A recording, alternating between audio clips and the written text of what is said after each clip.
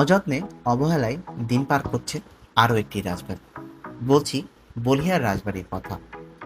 উত্তরাঞ্চলে যতগুলো জমিদার ছিলেন তার মধ্যে অন্যতম প্রভাবশালী ছিলেন নওগাঁর বলিহারের জমিদার। আজকে আমি এসেছি বলিহার রাজবাড়িতে। আজকে আমি দেখাবো রাজবাড়ি আর তুলে ধরবো এইখানকার ইতিহাস।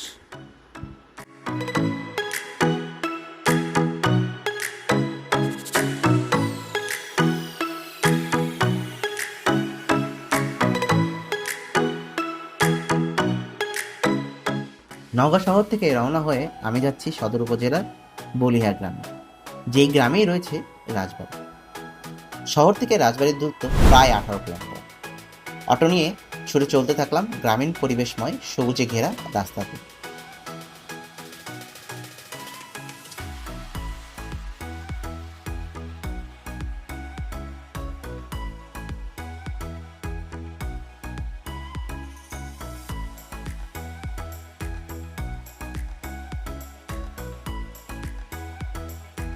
প্রায় 30 মিনিট পর পৌঁছে গেলাম বলিহার ইউনিয়নে। এই সবুজে ঘেরা গ্রামের আঁকাবাঁকা সরু পথ দিয়ে আসতে থাকলে যে কারোরই মন কাড়বে। বলিহার বাজার পার হতেই দূর থেকে চোখে পড়ল বলিহার রাজবাড়ির সিংহাসন। এটি হলো বলিহার রাজবাড়ির প্রবেশদ্বার। অযত্নে অবহেলায় আজকে করুণ দশা। যতদূর চোখ যায় ততদূরই দেখা যায় যে কক্ষগুলোর কোনোটারই দরজা জানলা কিছুই নাই।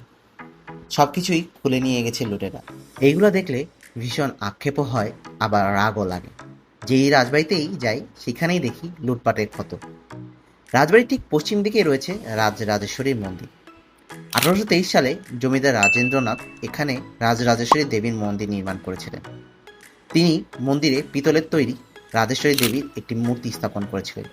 মূর্তিটি বলিহার সহ এই অঞ্চলে প্রসিদ্ধ ছিল, কিন্তু কালের বিবর্তনে সেটিও আজকে হারিয়ে গেছে, যেটি দেখতে দূর দূরান্ত থেকে ছুটে আসতো মানুষজন। দুই পাশে রয়েছে দুটি শিব মন্দির, যেখানে এখনো পূজা করা হয় প্রতিনিয়ত। মন্দিরের মূল গেট বন্ধ থাকায় ভেতরে প্রবেশ করা সম্ভব হলো না। এইবার জেনে আসি রাজবাড়ির ইতিহাস সম্পর্কে। বলিহার জমিদারি প্রতিষ্ঠা করেছিলেন নৃসিংহ চক্রবর্তী। সম্রাট আওরঙ্গজেবের কর্তৃক জায়গির লাভ করে বলিহারের জমিদাররা এই এলাকায় নানা স্থাপনা করে তোলেন, যার মধ্যে বলিহার রাজবাড়ি অন্যতম। বলিহার জমিদার বাড়ির অনেক রাজা উচ্চশিক্ষিত ছিলেন।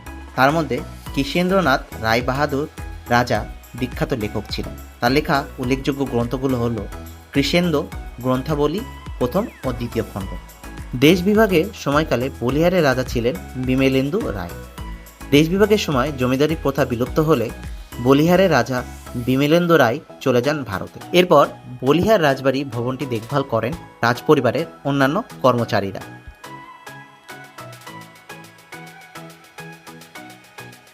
বাংলাদেশের স্বাধীনতা যুদ্ধের সময় এবং পরবর্তীতে রাজবাড়ির বিভিন্ন নিদর্শন, আসবাবপত্র, জানলা দরজা সহ বিভিন্ন সামগ্রী লুট হয়েছে।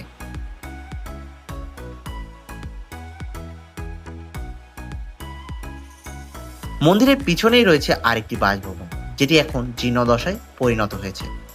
প্রাসাদের এই ভবনটি ব্যবহার করতেন রাজা জমিদাররা। ভেতরে ঢুকতেই চোখে পড়ল রোমান স্টাইলের বড় বড় পিলারগুলা, যা রাজাদের রুচির পরিচয় বহন করে। দ্বিতল বিশিষ্ট এই বিশাল প্রাসাদ ভবনটি মোগলীয় ডিজাইনের তৈরি। ভবনটির মেঝেগুলাও মোজাইক দিয়েই তৈরি।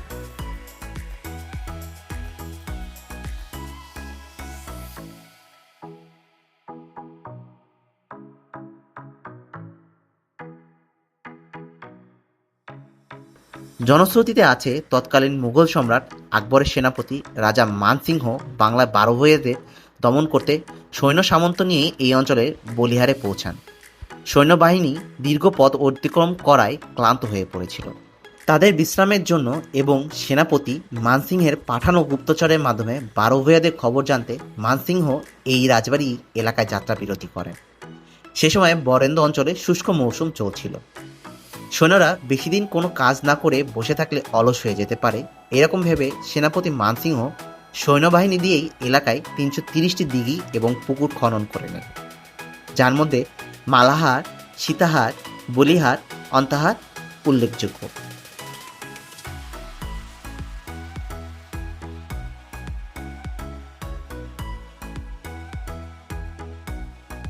ভেতরে ঢোকার দরজায় রয়েছে তালা মারা, কিন্তু পাশ দিয়ে বাগানের ভেতর দিয়ে গেলেই বোঝা যায় কতটা সমৃদ্ধ ছিল এই রাজবাড়ি।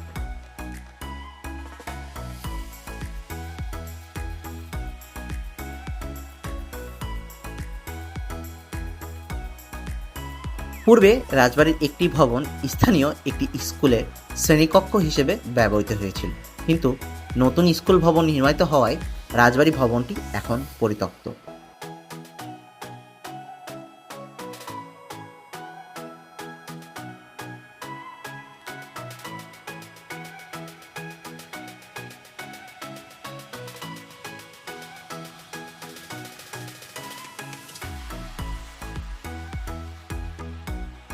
বলিয়া রাজবাড়ি অতীত স্মৃতি বুকে জড়িয়ে এখনও দাঁড়িয়ে আছে। ভালোভাবে সংস্কার করা হলে ইতিহাসের সাক্ষী এই রাজবাড়িটি দেখার সুযোগ হবে আগামী প্রজন্মে, ধারণা পাবে সমৃদ্ধ এক অতীতে।